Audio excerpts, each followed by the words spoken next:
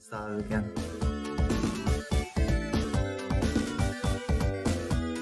There we go.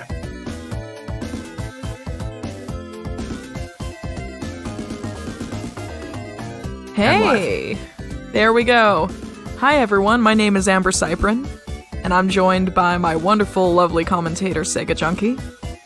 How you all going? Who you will never hear me call Sega Junkie unless I'm introducing him. Hi Michael, how are you? I'm great, thanks. Looking forward to some isometric action. Excellent. So, for those of you who, aren't familiar with this category, this is going to be the best ending category, where we collect all 7 Chaos Emeralds. Hello to everyone in chat.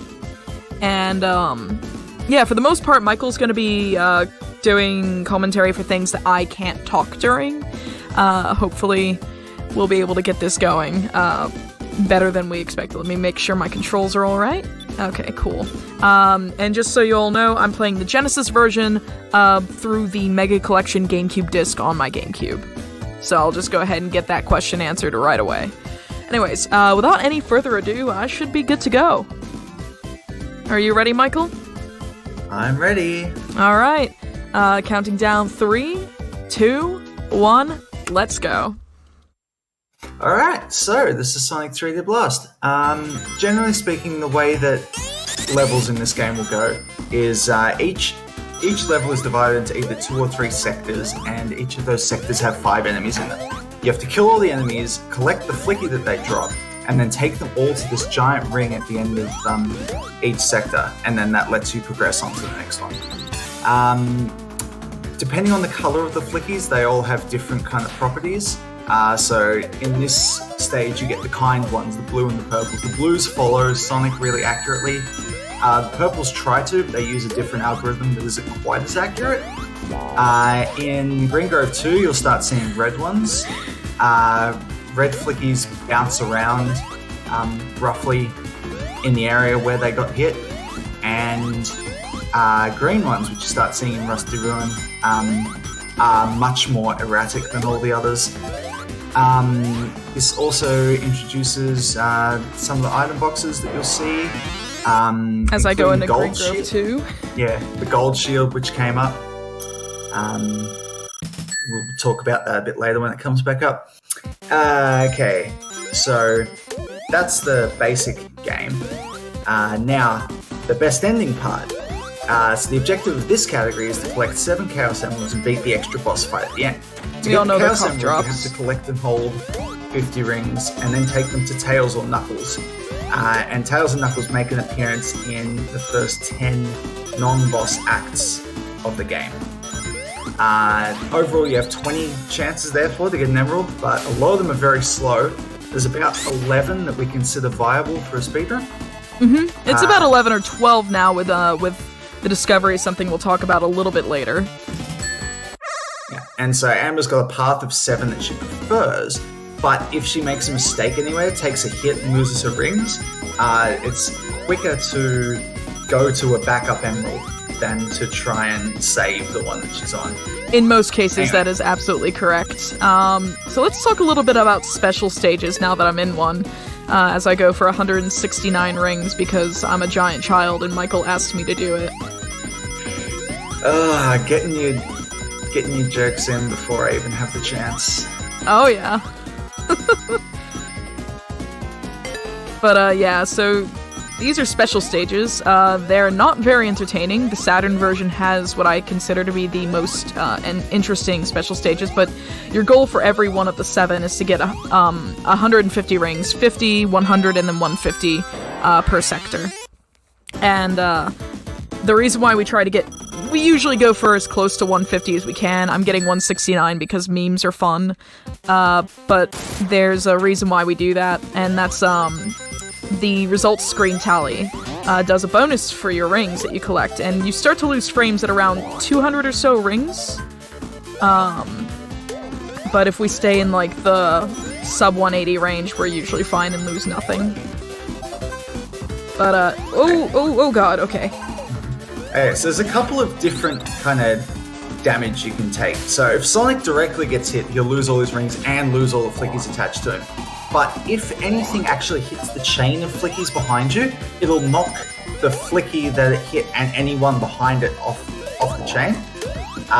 It makes a little sound when this happens, but if you're not actively listening for it, you can miss it, and you can just kind of not notice that you don't have enough flickies until you get right to the end, and then you got to go chasing them, which is not much fun.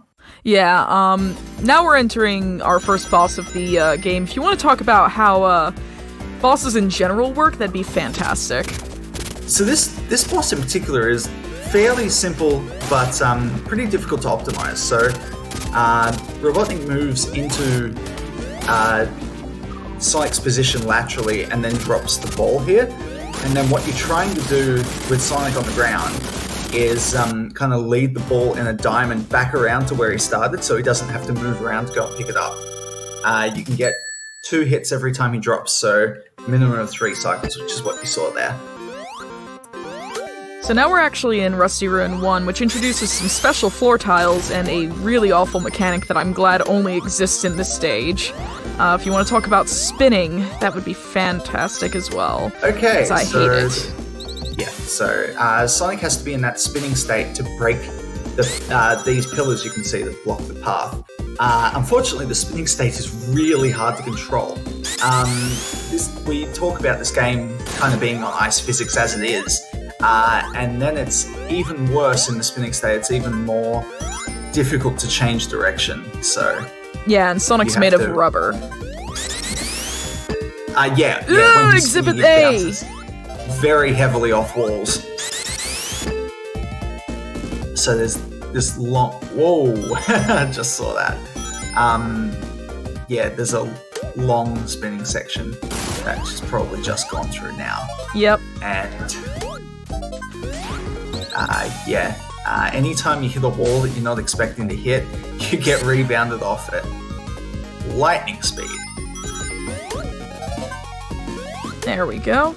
So let's talk about how awful enemy cycles or actually let's talk about enemy blah blah blah blah. Let's talk about my inability to speak the English language. But no, it's worth noting that enemies and hazards are either camera or global cycled. Those spinning spike balls are global cycled, so starting from when I exit or enter a stage. But now we're in Rusty Ruin 2, which introduces something that was discovered by Zergriff not too long ago. Michael, what's that called again? This stage features the first instance of what we call freed flicky flagging, which is so named because somebody in this call knew that I'd trip over my words when trying to say it.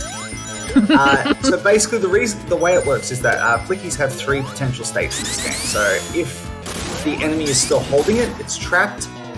When you kill the enemy, it becomes freed.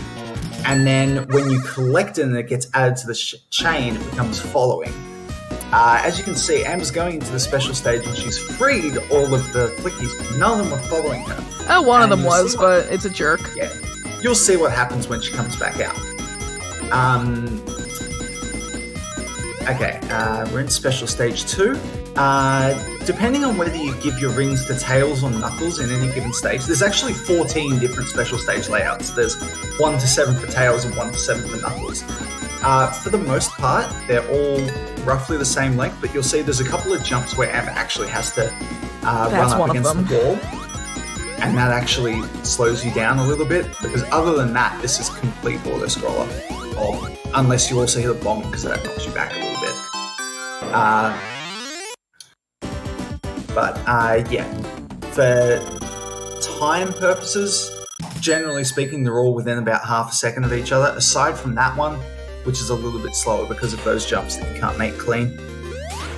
Would you look at that? I had all 5 flickies just dump in that ring. That's the results of freed flicking following. I can't even say it. God. You got it, I didn't. Revenge is sweet. Oh god, freed flicky following. Yes, that's exactly what it is. It's freed flicky flagging. Oh god. But yeah, that is actually what freed flicky flagging does, and it makes it so we don't have to like double back and collect flickies that we've released prior to a special stage. It's actually very useful. Saves a little bit of time because this game is very, very movement-based. So it's incredibly difficult to optimize, as one might imagine, because there's no major glitches or anything. That's at most a fail-safe coding exploit that we use. So I've actually run this in a no glitches allowed marathon before. For that exact reason, is that there are no glitches. But we're just about, as I make this last jump, going into Rusty Ruin 3, and that is the first introduction of a quick kill on a boss. If you want to try to explain that a little bit, Michael, as I go into it. Yeah, this is the shortest stage in the run. It can be done in 10 seconds. If you angle yourself just right, running up at the stone face there, you'll get knocked in such a way that you land on the left hand.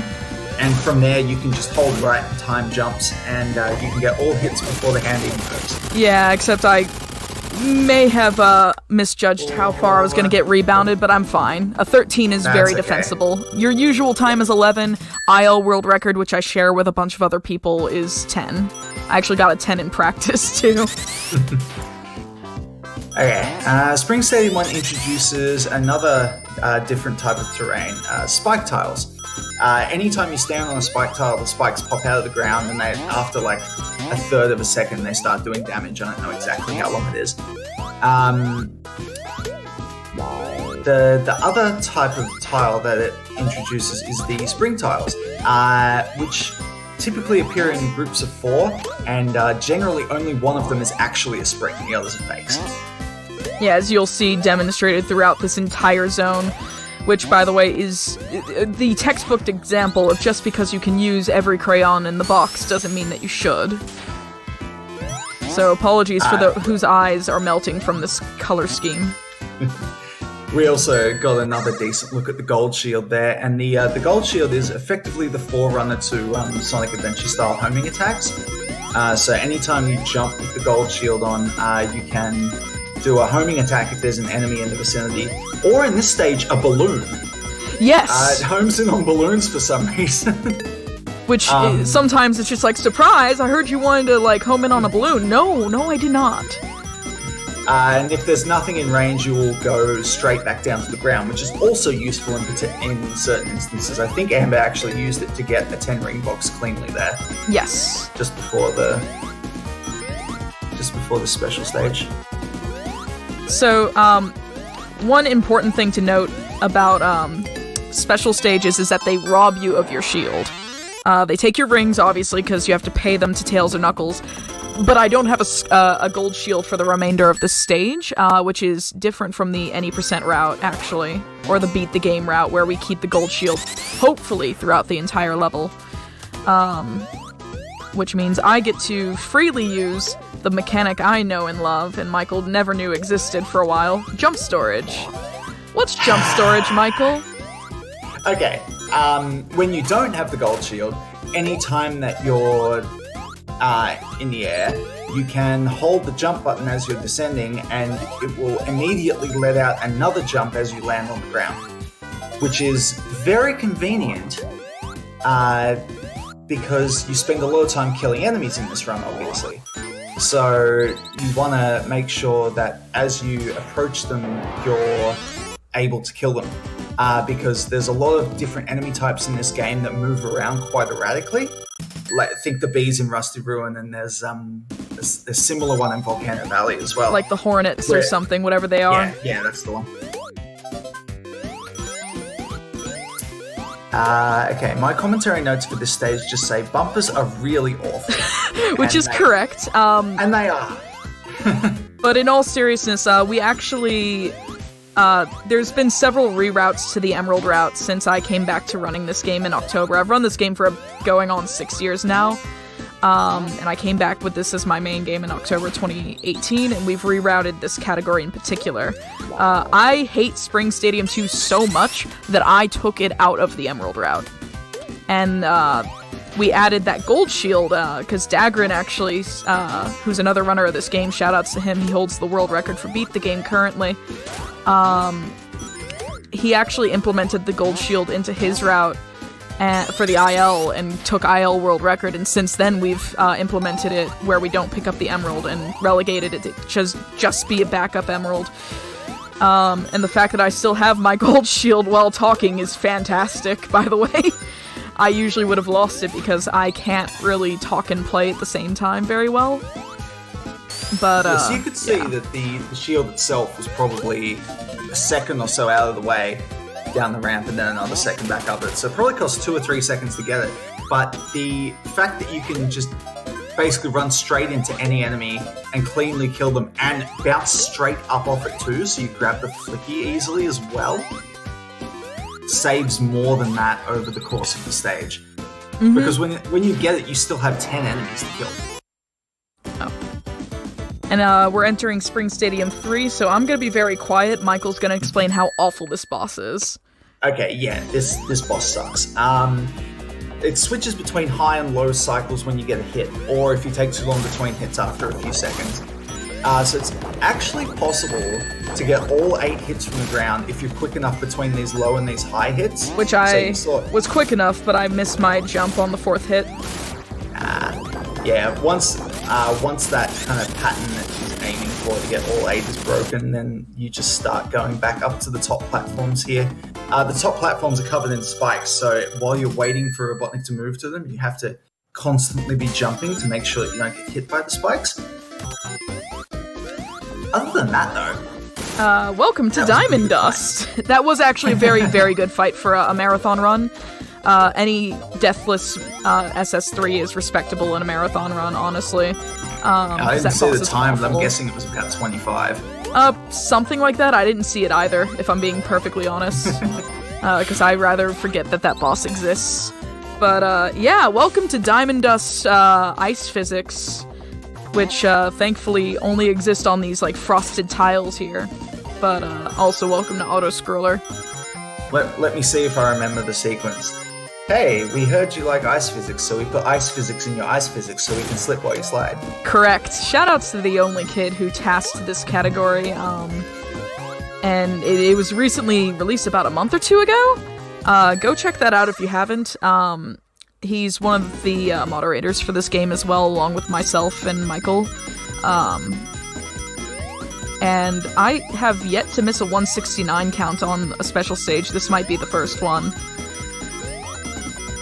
But, yeah, like, this stage does have some ice physics, but can you talk about how awful snowmen of every variety are? Okay, the snowmen are the most dangerous enemy in the entire game.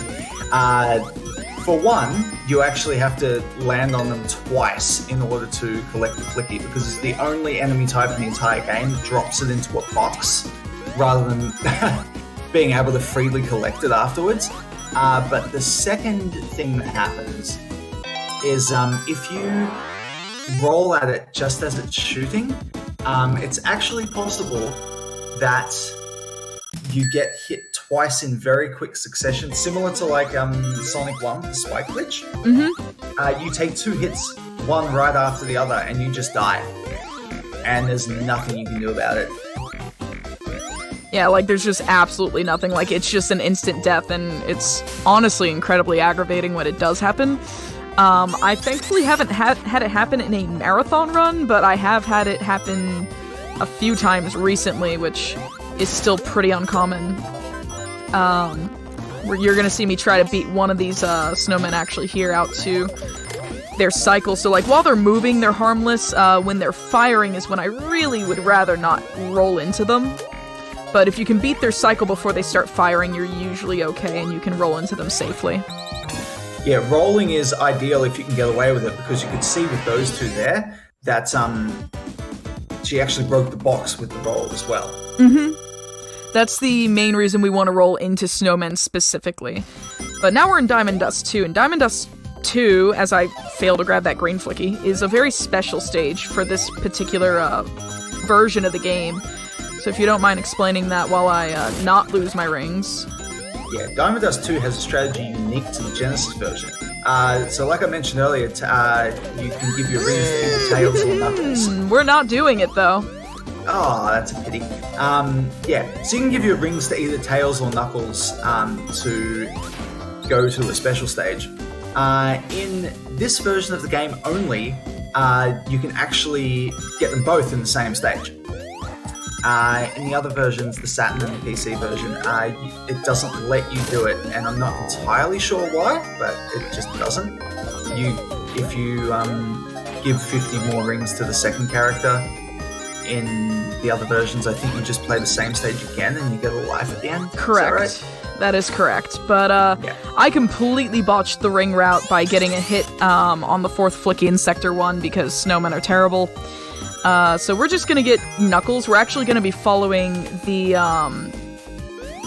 Saturn and PC route now from this point forward, because we get Diamond Dust 2 Knuckles in the Saturn and PC version. And now Volcano Valley 2 Tails, which is an Emerald Eye save only as a backup in marathons, is my last possible 7th Emerald. So we'll be getting Volcano Valley 1 Knuckles and Volcano Valley 2 Tails. And the latter is there's a very good reason I avoid it, and Michael will be able to explain that. It isn't a lot slower, but it's gonna make the end game a little bit scary. If anything, it might actually, so Volcano Valley 2 Tails is actually a fairly fast emerald. No! I landed on the last ring! I'm so salty about that. Damn. Well, at least you didn't land on the bomb. Yes, that's true. Landing on those spikes take away 10 rings from you, and also slow you by a second or so. You lose a second for taking damage in a special stage. But yeah, like, there's a lot to be said about routing this category and understanding what your backups are, and, like, there's safer emeralds you can take. And exactly, yes, when to go for them. In theory, I could take a route that I don't typically do, and by don't typically, I mean I've never done it for a marathon, and get Volcano Valley 1 Knuckles and Tails, but that's incredibly slow, and also, like, I don't have Tails routed out properly, so it would probably end in disaster. Alright, so Diamond Dust 3 has we talked about the tool assisted run that the only kid did. There's a really funny thing that you can do here in the tool assisted run is you can see Robotnik after a couple of seconds in each phase descends to the ground. If you lead him back to where the snowman he drops is, you can actually bounce off the snowman's head and get hit slightly earlier. To give you an idea how slightly we're talking, it saves 2 to 3 seconds over the course of 8 hits. Or 7, because the first one has no snowman. Yeah. That was a bit of a messy DD2 And of course, that's with or everything being DD3. done perfectly as well. So yeah, not something you're likely to see in runs anytime soon. Oh yeah. Alright, so Okay. Volcano Valley 1 has a fairly tight ring route. In total from the start to where... This is Knuckles, isn't it? Yes. To where Knuckles is, there's 52 rings. Without, going further down the path and coming back. 50 if you're on Saturn or PC. It's a perfect route there. Yeah, then you have to get everything that's in the way. Yep. But now we're getting Knuckles 6, which is my least favorite Emerald stage, honestly, because, I mean, look at all these spikes. Like, that's excessive. Yeah, the stages are generally all the same as each other, just with more spikes. And later getting, on. like, progressively faster. Like, if you do multiple runs in a row, you very quickly feel the difference between Knuckles 1 and Knuckles 7 in terms of the scrolling speed. Timings on it, like, Yes. they're all the same distance, but the first one's like 55 seconds and the last one's like 40. It's something along those lines, yeah. They get like 15 seconds faster over the course of the run. Okay, so now we're back in Get the out of the stage. tunnel, oh my god. So, in Amber Splits, this is called Fire Shield 1. So there is a fire shield in this stage. It's not that far off the route, but it's off the roof, so she's not going to get it. Yeah, I used to, which is why it still has that name. What this means is for the rest of the stage, she's got to dodge every fire-related hazard. So that includes the lava pits, the long ropes of fire, and flamethrowers that sit in the side walls of fire basically whenever they feel like it. They are based on cyclists somehow, but it's not exactly clear how. If you do happen to take damage on a lava pit in particular, you can end up in real trouble, because the flickies, in particular the green ones, can just hover over the lava for as long as they like. On top of that, due to the palette limitations, this stage doesn't have purple flickies, it just has a different shade of red. So you have two different flicky types that actually blend really horribly with the lava. Yeah, like, the only thing it's very possible to lose it. Yeah, the only thing that can make it worse is if the flickies actually sat on the lava as when they were dropped in there. That would pretty much make it impossible to complete the stage. Yeah. I'm also going to be very, very quiet as we go into Volcano Valley 2, because I don't like picking up this emerald at all, and would like it to go well. Okay, Volcano Valley 2 has an early fire shield. Oh, hold up and left, by the way. I got it. Yeah. So Volcano Valley 2 features an early fire shield, which is very useful for, well, in this case, it's only going to be the first half of the stage. Also, the main reason you don't want to collect an emerald in the marathon version of the route, because when you come back from the special stage, you don't have it anymore. Interestingly, that fire shield and the fireball things that pop out of the lava just in front of it, there's a very strange thing that happens there where those fireballs will actually do damage to you even if you have the fire shield on. This only seems to happen for like the first couple of seconds that it's on, but in that time the lava doesn't damage you, so nobody knows really. Yeah, any attempt we've had to reach out to John Burton about asking about the things that we have not been able to answer, like Spring Stadium 3 boss's hitbox, or that particular loss of the fire shield, has been met with silence. So, John Burton, if you ever watch one of these speedruns, please reach out to me and tell me why in the world that is the way it is.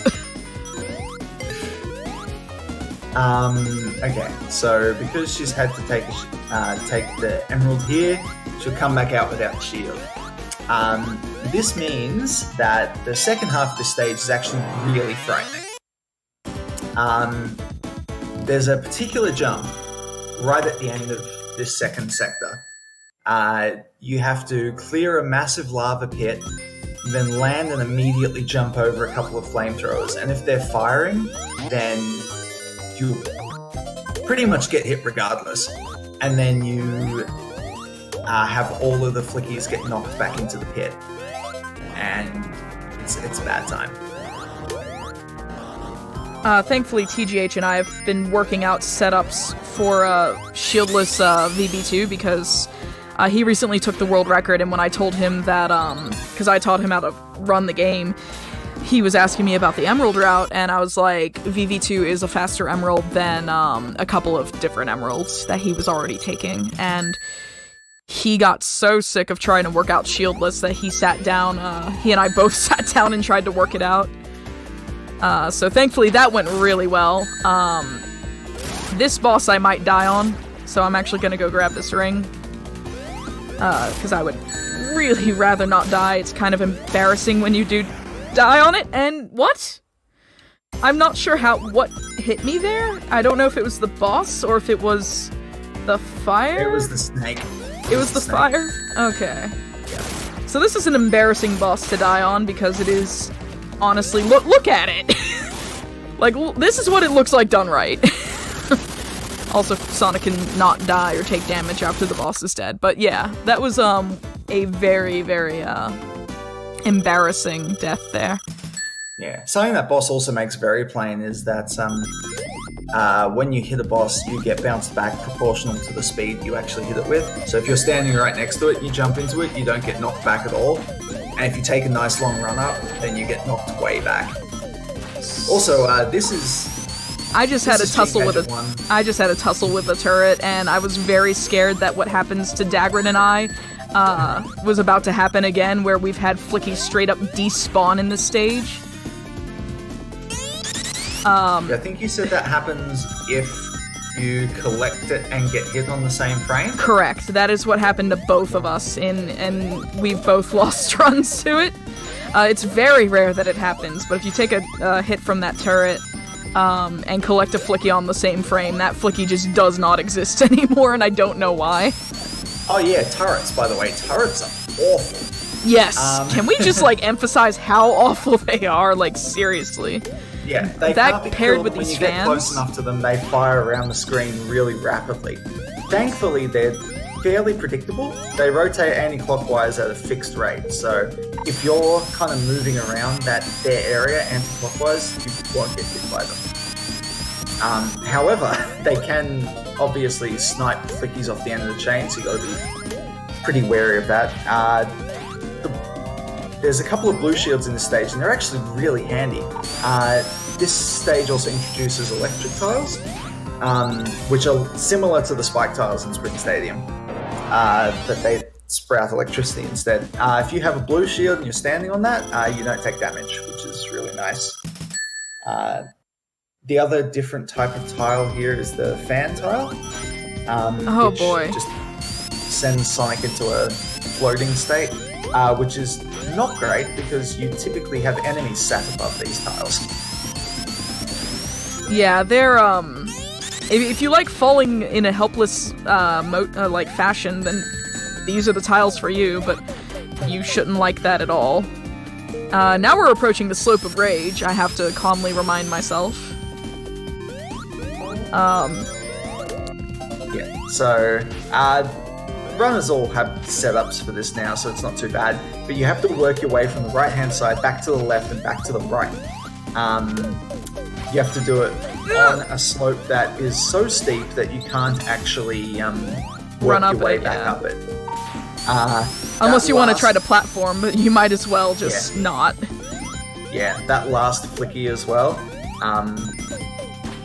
You knock it away from really close to the slope at the bottom, and if it touches that slope at all, then it's down in the bottom section, and you've got to go and get it, and you got to loop all the way back around.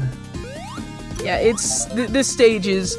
I remember when TGH looked at me when he was learning the game for me. He's like, "What ILs do you think I should learn first?" And my answers were Gega 1 and Gega 2, which, by the way, we call these Gega.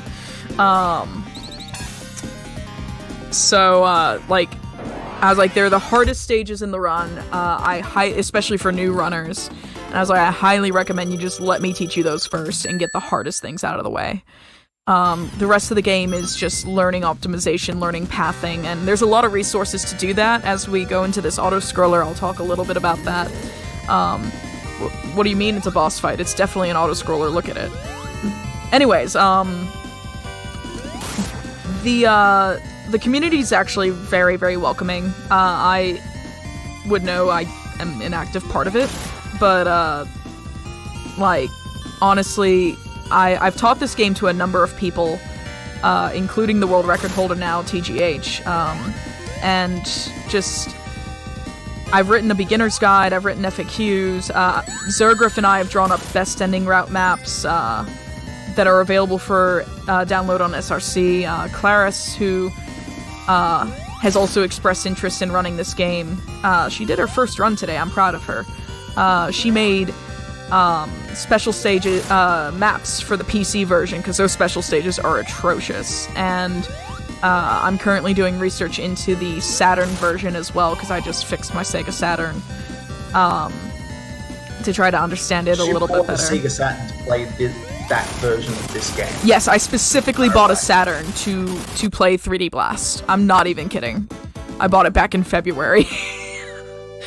But we're very welcoming. We're in the main Sonic speedrunning Discord, and if you ever have any questions, don't ever hesitate. Just hit me up, whether it's Discord, Twitter, whatever. Just talk to me. I'm more than happy to answer questions about this game.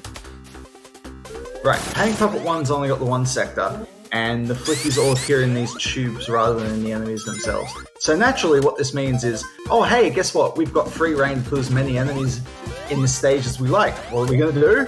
Throw you 50 of them. Yeah. Yeah, also, tubes are similar to item boxes in that they're really difficult to actually interact with properly. Their hitboxes are really strange, much like everything in this game. I stood there and got sniped. Are you serious? You'll see it in a moment. Yeah, I apparently just let it happen. Oh, sweet God. We're okay. You're also going to welcome yourselves to the world's longest auto-scroller.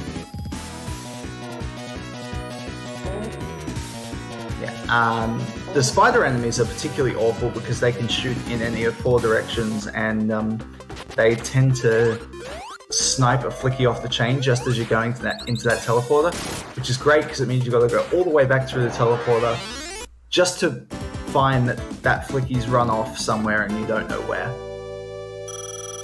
But now we're going into Panic Puppet 2. Which Michael thinks is the best stage in the game. A lot of people do, actually. Panic Puppet 2 has no flickies at all. So this is like an idea of what just basic Sonic 3D isometric platforming could have looked like. And if the rest of the game had played like this, I honestly think it would have been a lot better. I mean, sure, the game's a massive escort mission, but we all hate mandatory isometric platforming, otherwise known as Eggman Mipping. Shoutouts to Swezzy, who's another runner of this game. How far I'm behind? Eggman. That was pretty far behind. Holy. It's not as bad as it could have been, but like, shoutouts to RTMP services making this. Whoa. We're okay. I'm not moving. So there's two different ways of handling that section. So that's great. So you can either do what Amber did there and do it the old-fashioned way. Yeah. But it's difficult because you can only move in 8 directions, so you actually have to change direction mid-jump to get onto that platform. The other way you can do it is actually spin dash all the way across the platform at the top. And people have varying success rates with both, and it's just kind of choose what's your preference. Yeah, there's a spin dash setup that I personally don't like, but I actually... TGH and I do 2 players, 1 controller of this game, and we think the spin dash setup is probably better for us as 2 players, 1 controller, but I've yet to be convinced of it because we have failed mipping every single time. Like, I don't think we've had a clean mipping. Okay, approaching the end now. Panic Puppet 3 is divided into 3 phases. The first phase, you have to stand still underneath the arm and let the arm crush down on you and then move out of the way, and that reveals the weak points on the side. In phase 2, you simply stand underneath them and jump into them as the arm fires the flamethrower. Yes. And the third phase, you do the same but with laser balls instead. Hitting the boss quickly on the laser phase is important because the sooner you hit it, the less laser balls you have flying around. But if you do end up in a situation where there's a whole heap of them flying around, there's actually a backup you can do where if you don't actually have to switch sides at all. Whenever one weak point starts flashing, both of them actually become vulnerable. The reason you don't see it here is it's actually slower. If you stand under the right one, which all runners were doing for a while once Bailey Renee found this out, it turns out it actually makes the hits on the right-hand side take longer. Like it has a longer invulnerability period, and nobody knows why. Beats me. But yeah, it's easy enough to just run between the... Sonic's T-posing. It's easy enough to just run between the sides and be okay. Right, so that's Panic Puppet 3, and now this is your reward. The power of the Chaos Cough Drops are there. It's not equivalent to the Chaos Emeralds. We'll tell you that right now. Yeah, it's a couple of cutscenes, a 4-minute boss fight, and no Supersonic. Yeah. I really, really wish I had nice things to say about this fight, but I just don't. It's very formulaic. It's very repetitive. There's only 2 phases you can really speed up, which is this first one with the hands. If you stand in front of where the hands are and then jump, then it fires quicker than it would otherwise. And there's another one later on. It's phase 3. Yeah. Second phase, we're just waiting for him to shoot the flamethrower a few times. And once he fires the third one, then he moves into the arena and you can hit him. That was weird. In the third phase of the fight, what he's going to try and do is crush you with 2 hands. You want to move the hands so that they're as close to the middle as possible. And that will, after 3 phases of this, that will make sure that they move into the right position as right quickly here, as possible. Also I figured out an audio cue that Amber's using here. When you hear the siren 8 times, you release the spin dash, and then the hand shouldn't actually move at all before trying to crush down. Yeah, which is why you'll see me charge a spin dash in place for a while. Phase 4 is the simplest one. It's just waiting for a few rockets to land and then jumping into him. Phase 5 is actually really, really funny. The idea is that he's creating a bit of chaos here by shooting these little balls everywhere. The one place he doesn't shoot, though, is right in front of you. Yeah, there's actually a couple of different places that we've discovered.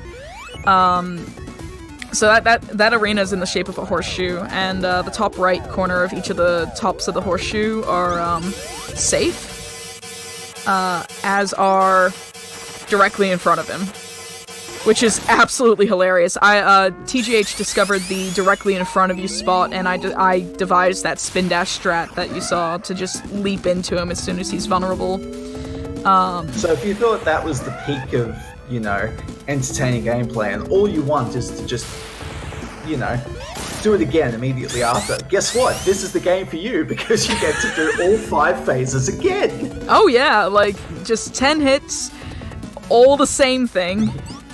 So this is the point where we've reached the end of the PowerPoint. We just put up the last slide that says any questions.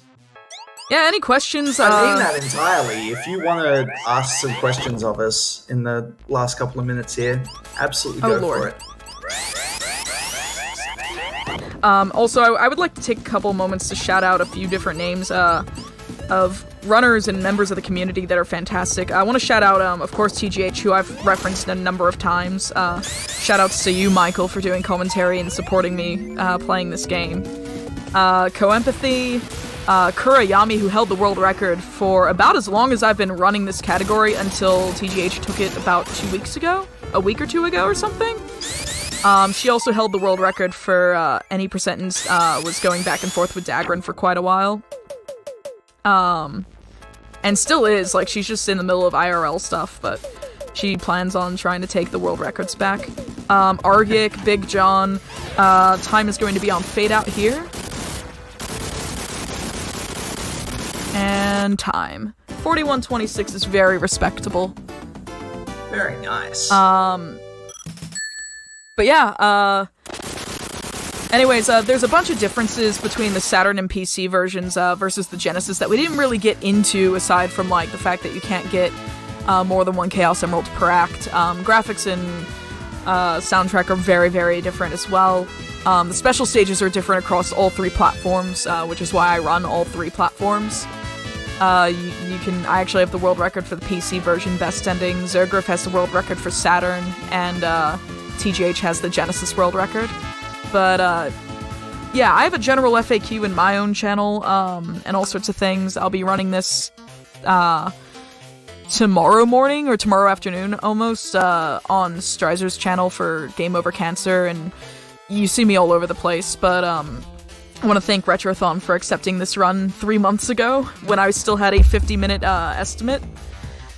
But yeah, if you guys ever have any questions, reach out to me, reach out to anyone in the community. We're all rather friendly. If one of us doesn't know the answer, we'll find someone who does. Also, shoutouts to Upthorn for telling us about the Flicky AI, because I had suspicions that it wasn't... It was RNG, but also was very controlled, and yeah, he discovered some really cool stuff with Flicky AI. And also made the maps that Zergrif and I used to make our level maps, our best ending route maps, so shoutouts to him as well. But yeah, that's about it from me. slopes are weird, and they will auto-mod you. And,